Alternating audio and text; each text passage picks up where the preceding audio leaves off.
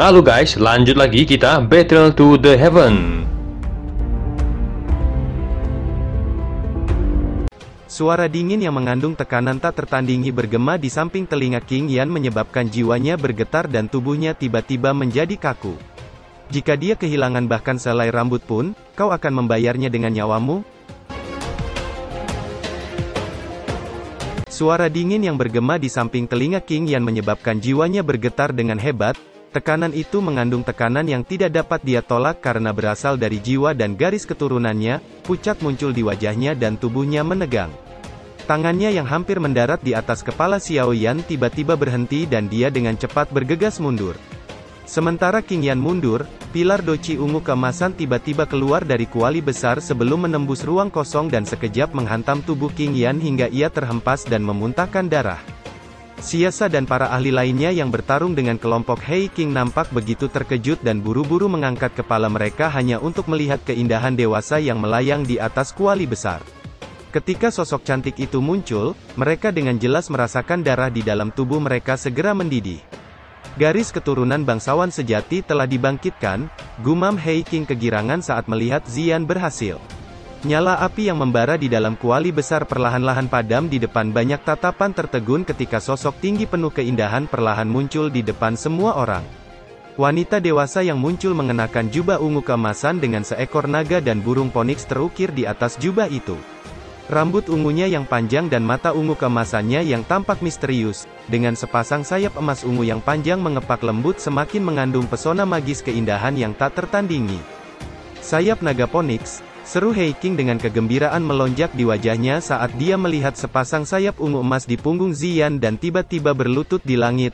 Salam untuk yang mulia Kaisar Naga, kata Hei King dengan penuh hormat. Setelah Hei King berlutut, para ahli dari Pulau Naga Timur segera berlutut memberi salam hormat dengan tertib. Siasa, King Yan, dan lainnya nampak berubah ekspresinya ketika mereka melihat itu. Mereka tidak berlutut meski telah merasakan tekanan yang berasal dari jiwa dan garis keturunan mereka. Siasa, King Yan, kalian semua sangat berani, kalian tidak berlutut setelah melihat Kaisar Naga. Kata Hei King tiba-tiba menoleh dan dengan marah berteriak pada kelompok King Yan. Kelompok King Yan dan Siasa tersenyum getir saat mendengar teriakan Hei King. Darah mereka nampaknya benar-benar ditekan saat ditatap oleh mata ungu keemasan dari kejauhan. Tekanan semacam ini jauh lebih kuat daripada tekanan dari tubuh tiga Raja Naga besar. Kami telah melihat Kaisar Naga, tapi kami semua adalah bawahan dari Raja Naga. Kami akan datang dan bertemu Kaisar Naga di masa depan ketika kami punya waktu. Keduanya bertukar pandang setelah mengatakan itu sebelum dengan cepat mundur. Bajingan, kata Hei King menjadi sangat marah saat melihat orang-orang itu berbalik untuk melarikan diri.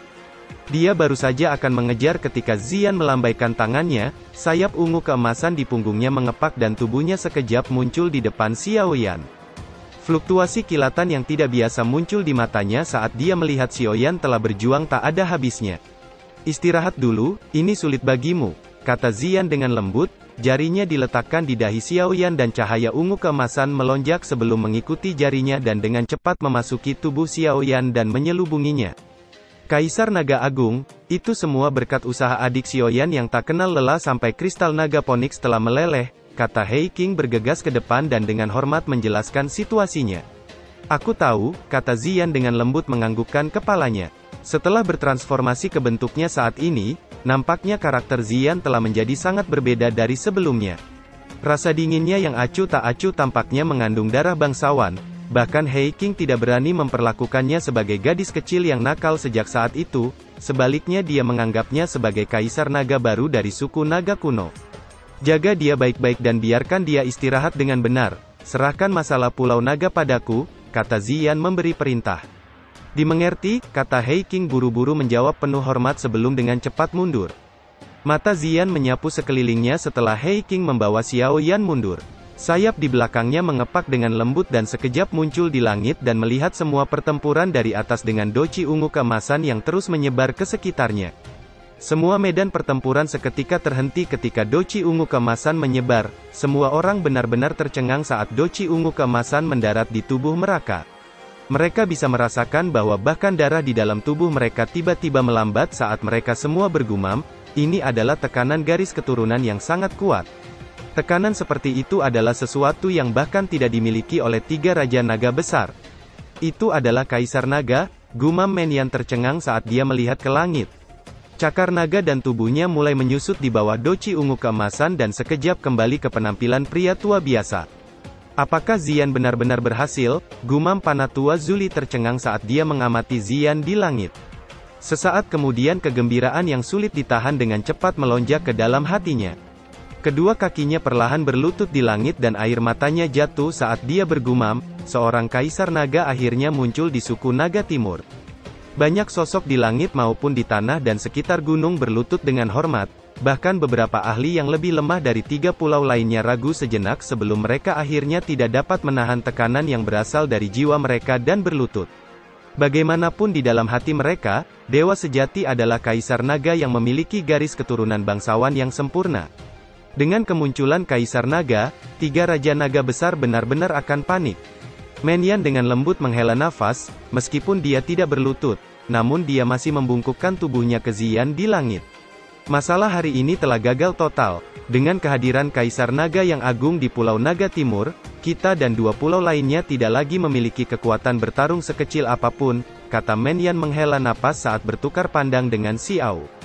Sementara mereka berdua menghela nafas, suara tenang Xian yang dalam perlahan turun dari langit. Para komandan dari 3 pulau, pergilah bersama orang-orangmu dengan segera. Menyan dan Xiao hanya tersenyum getir saat mendengar itu sebelum mengalihkan matanya ke arah Zuli.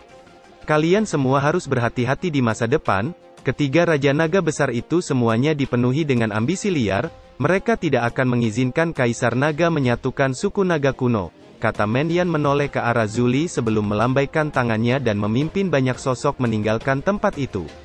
Mereka baru saja akan pergi ketika suara Xian bergema. Setelah kamu kembali, beritahu 3 Raja Naga besar bahwa suku Naga kuno hanya memiliki 1 Kaisar Naga sejak zaman kuno, tidak ada Raja Naga. Ketika saatnya tiba, Kaisar Naga secara pribadi akan mengambil jejak garis keturunan bangsawan di dalamnya. Kata Xian yang suaranya bergema di langit. Tubuh kelompok Menyan tanpa sadar gemetar saat suara itu bergema di telinga mereka. Tampaknya perubahan besar akan segera terjadi dalam suku Naga kuno ketika Kaisar Naga dengan kemarahannya akan mendominasi 3 Raja Naga. Keesokan harinya nampak Xiaoyan berbaring di tempat tidur, dia perlahan membuka matanya dan menggelengkan kepalanya saat ingatannya berputar di benaknya. Dia ingat bahwa dia harus memperbaiki kristal Naga Phoenix untuk Xian dan sepertinya Pulau Naga kuno Timur telah diserang. Xian, gumam Xiaoyan terkejut saat dia mengingat Xian. Dia baru saja akan bangun dan tertegun saat menyadari bahwa kekuatan fisiknya tiba-tiba melonjak. Ini apa yang terjadi, pikir Xiaoyan mengerutkan keningnya. Dia mengangkat tangannya dan menemukan bahwa ada warna ungu keemasan yang samar terlihat di bawah kulitnya. Sementara Xiaoyan merasa bingung karena perubahan pada tubuhnya, pintu kamar tiba-tiba didorong terbuka dan 2 sosok dengan cepat masuk. Mereka bersukacita saat melihat Xiaoyan telah bangun. Teman muda Xiaoyan, kamu akhirnya bangun, kata Panatua Zuli tersenyum. Panatua Zuli, kata Xiaoyan buru-buru bangun saat melihat lelaki tua itu masuk ke ruangan dengan Hei King di belakangnya dan menangkupkan tangannya ke mereka berdua sambil tersenyum. Teman muda Xiaoyan tidak perlu sopan, kamu telah membantu kami dengan sangat baik, kami tidak layak untuk kesopanan seperti itu, kata Zuli melambaikan tangannya dan tersenyum. Apa Xian telah berhasil? Kata Xiaoyan buru-buru bertanya. Zuli dengan senang mengangguk saat mendengar itu. Di mana Xian sekarang? Tanya Xiaoyan. Kaisar Naga belum sepenuhnya menyerap semua energi di dalam buah Naga Phoenix, karena itu dia melakukan retreat, sepertinya retreat kali ini akan cukup lama, kata Zuli. Xiaoyan mengangguk setelah mendengar itu. Tampaknya ada beberapa perubahan pada tubuhku, kata Xiaoyan seraya mengusap tangannya. Apakah teman muda Xiaoyan telah menemukannya? Itu dilakukan oleh Kaisar Naga. Dia memasukkan sebagian kekuatan Naga Phoenix ke dalam tubuhmu dan mengaktifkan darah esensi naga kuno yang telah kamu telan. Kekuatannya sebanding dengan binatang magis yang telah mencapai kelas Dozun, kata Zuli tersenyum. Kejutan melintas di mata Xiaoyan saat mendengar itu. Tidak heran dia merasakan kekuatan tubuh fisiknya telah meningkat dengan cara yang gila. Kekuatan Naga Phoenix tidak sederhana seperti yang kamu bayangkan. Fokuskan pikiranmu dan aktifkan kekuatan asing di dalam tubuhmu, lihat apa yang akan terjadi, kata Zuli berbicara dengan cara yang misterius. Xiaoyan ragu sejenak sebelum mengangguk dan menutup kedua matanya. Setelah memfokuskan pikirannya, dia dengan cepat menemukan energi asing yang tertinggal di dalam tubuhnya dan mulai mengaktifkannya. Dia tiba-tiba merasakan bahwa seluruh tubuhnya memancarkan perasaan aneh dan terkejut melihat setiap bagian tubuhnya membentuk sisik naga yang menutupi tubuhnya. Itu adalah armor sisik naga yang dimiliki suku naga sebagai pertahanan, namun armor nagamu tidak biasa. Sebaliknya itu adalah armor naga Phoenix tingkat tinggi, kata Zhu Li tersenyum. Dengan armor naga Phoenix ini, kamu hanya akan menderita luka ringan bahkan jika kamu menerima pukulan dari Tianzun ke-9, kata He Qing tertawa, nada suaranya tampak sedikit iri saat melihat itu. Kejutan melonjak di wajah Xiao Yan saat mendengar itu. Dengan kekuatan pertahanannya yang telah meningkat, dia tidak akan berakhir dengan cedera yang terlalu serius bahkan jika dia diserang Tianzun ke-9 dan dipukul beberapa kali.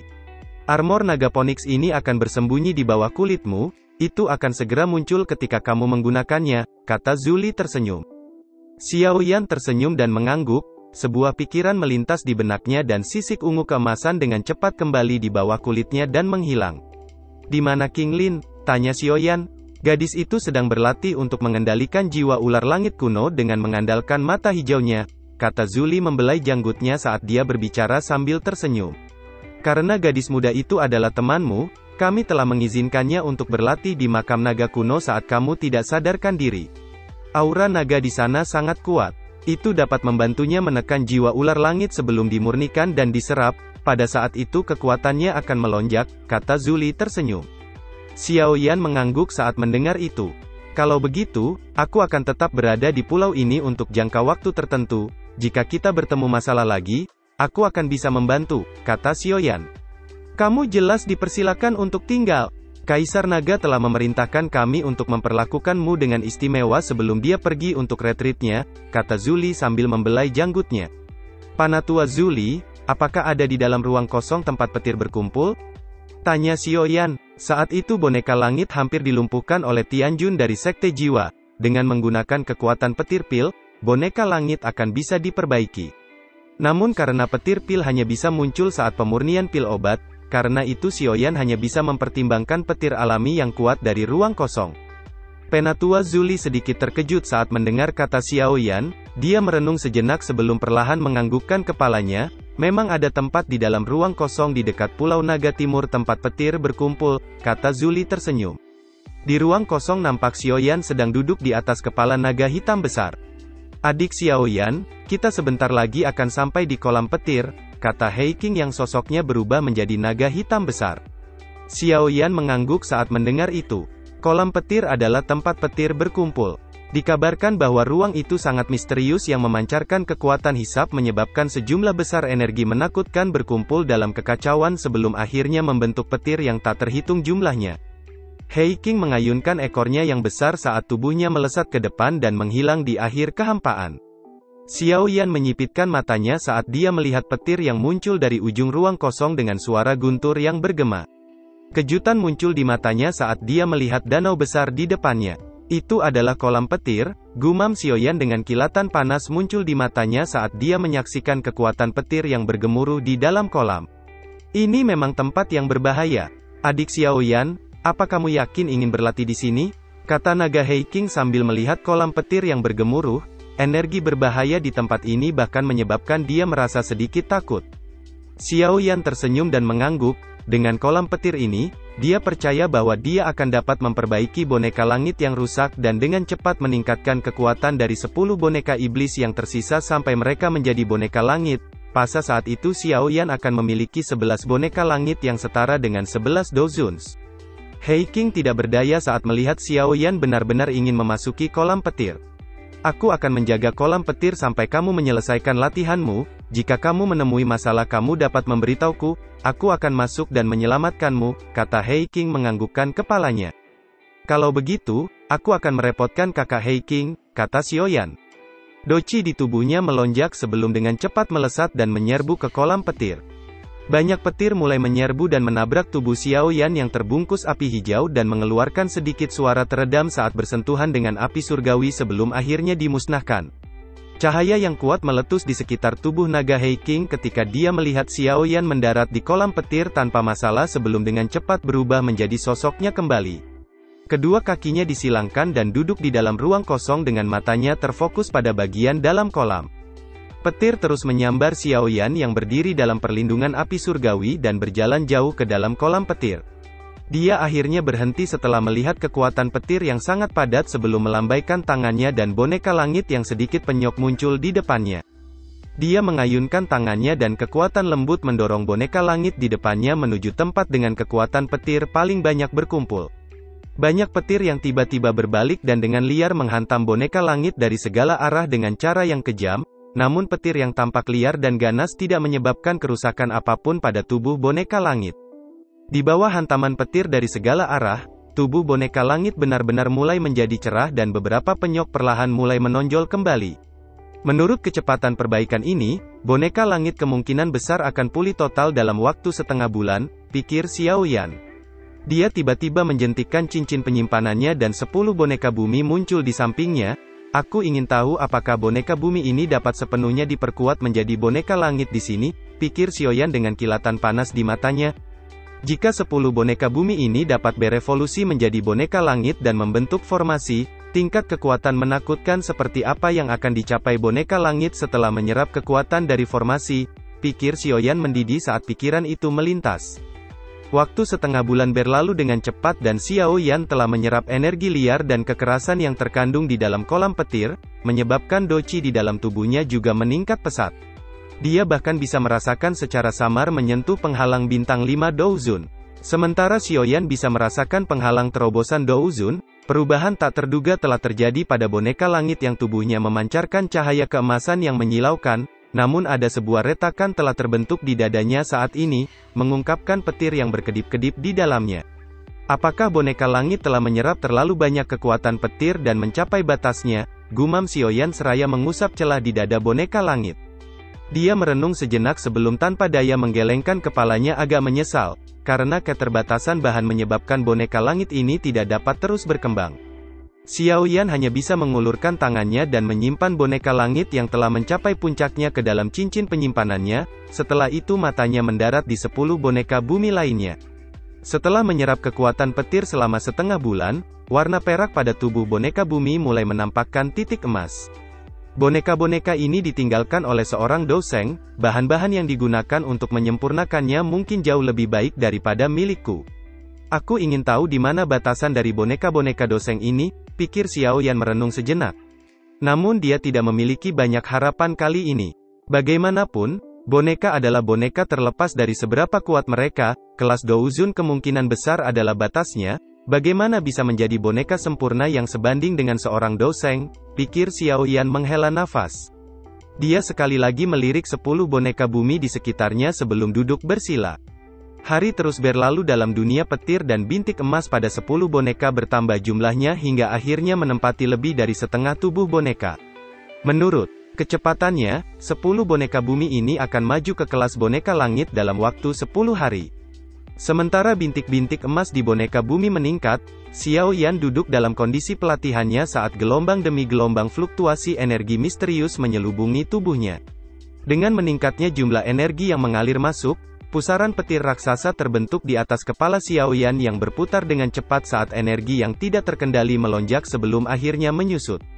Pada saat ini tubuh Xiaoyan dikelilingi oleh petir yang memasuki kulitnya di tengah suara berderak, matanya yang tertutup akhirnya bergerak-gerak setelah pusaran dan petir menghilang.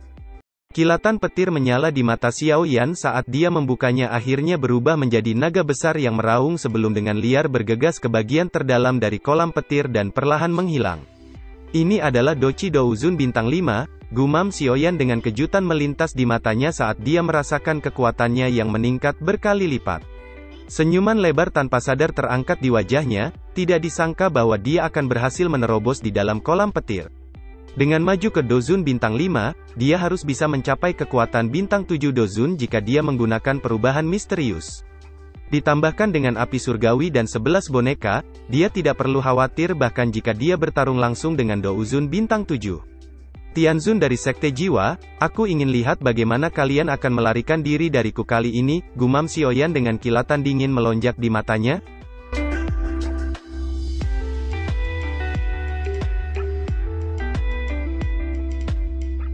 cerita pun selesai. Nantikan spoiler selanjutnya guys. Buat yang belum subrek, dibantu subrek yo guys, biar jalan terus spoilernya. Buat yang udah subrek, mudahan dilancarkan rezekinya. See you and ciao.